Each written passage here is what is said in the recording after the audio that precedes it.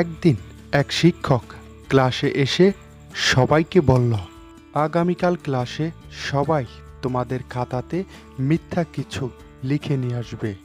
তো পরের দিন ক্লাস শুরু হতেই সবাইকে জিজ্ঞাসা করা হলো, আজকে তোমাদের খাতায় কে কে মিথ্যা কথা লিখে এনেছো আমাকে দেখাও। হঠাৎ এক ছাত্র মাথা নিচু করে বলল, স্যার, আমি কিছু লিখে আনিনি।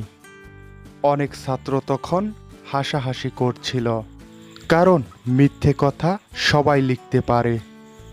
স্যার তখন ছাত্রটিকে জিজ্ঞেস করল, তুমি কেন মিথ্যে কথা লিখে আনতে পারোনি?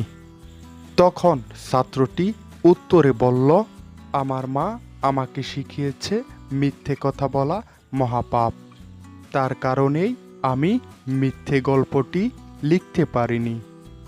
সেই ছাত্রটির কথা শুনে ক্লাসের সবাই হেসে উঠল, কিন্তু শিক্ষক সবাইকে শান্ত হতে বললেন।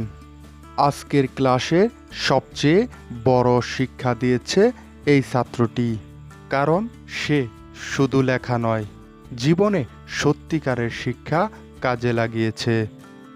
এখান থেকে আমরা এটাই শিক্ষা পাই, সত্য কথা বলা সবসময় কঠিন হতে পারে, কিন্তু সেটি একজন মানুষের সবচেয়ে বড় শক্তি।